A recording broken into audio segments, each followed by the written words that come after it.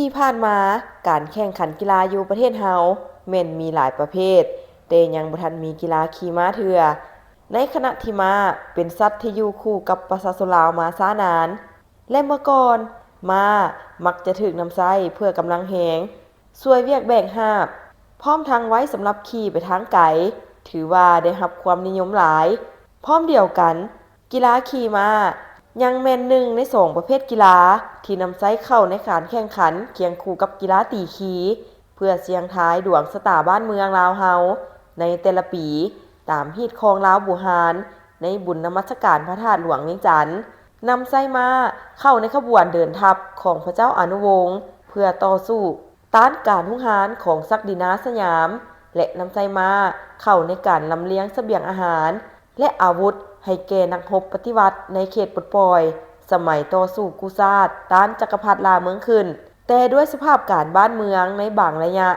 ที่มีศักดินาต่างดาวและจักรพรรดิลาเมืองขึ้นเข้ามาหุงหารได้เฮ็ดให้ขบวนวิวัฒน์ของวงการกีฬาขี่ม้าเกือบจะจางหายไปจากสังคมลาวเฮา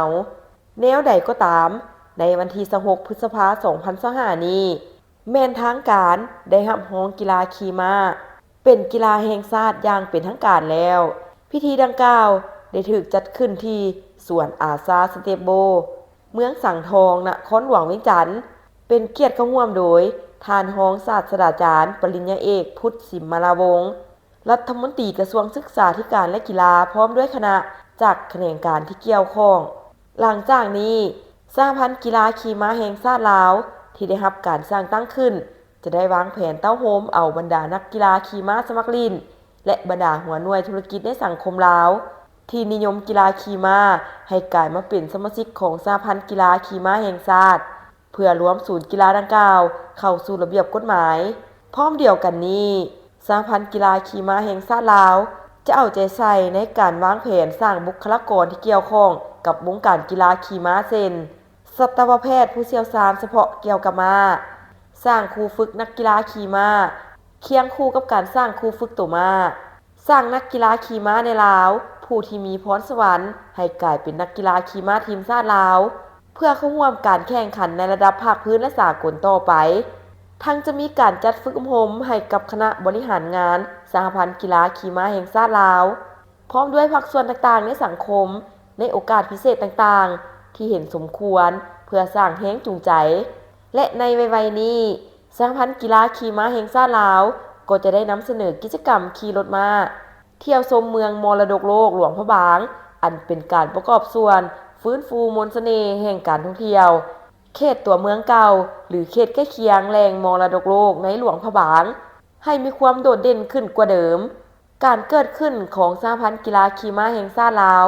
และสหพันธ์กีฬาขี่ม้านครหลวงเวียงจันทน์แม่นเป็นขีดหมายแห่งประวัติศาสตร์ในขบวนวิวัฒนาการแห่งการเติบใหญ่ขยายตัวของวงการกีฬาลาวภายใต้การชี้นำพาของพรรคประชาชนปฏิวัติลาวและรัฐบาลแห่งสาธารณรัฐประชาธิปไตยประชาชนลาวก็คือกระทรวงศึกษาธิการและกีฬาอันเป็นการประดิษฐ์สร้างใหม่แห่งสติปัญญาที่เอกอ้างทะนงใจของนักธุรกิจผู้หนุ่มน้อยยุคใหม่ในสังคมลาวเฮาทั้งนี้ก็เพื่อสร้างขบวนการประกอบส่วนให้แก่การเฉลิมฉลอง3วันประวัติศาสตร์ของชาติลาวในปี2025นี้ให้มีบรรยากาศเบิกบานม่วนซื่นพร้อมทั้งเป็นการประกอบส่วนอย่างตั้งหน้าในภารกิจปกปักรักษาและสร้างสาพัฒนาประเทศชาติที่แสนหักแพงของพวกเราและในนี้พิเศษแม่นเป็นการสร้างกระบวนการสนับสนุนให้แก่งานมหกรรมกีฬาแห่งชาติครั้งที่12นครหลวงเวียงจันทน์เกม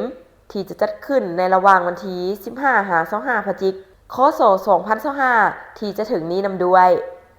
มีข่าวดีจะมาบอกสำหรับใครสนใจเช่าพื้นที่ขายเครื่องทุกประเภทและเช่าพื้นที่ป้ายโฆษณาอยู่ตลาดลาวสนใจสอบถามที่เบอร์ 02058389209 สถานที่ตั้งอยู่บ้านสุพังเมืองไซธานีนครหลวงเวียงจันทน์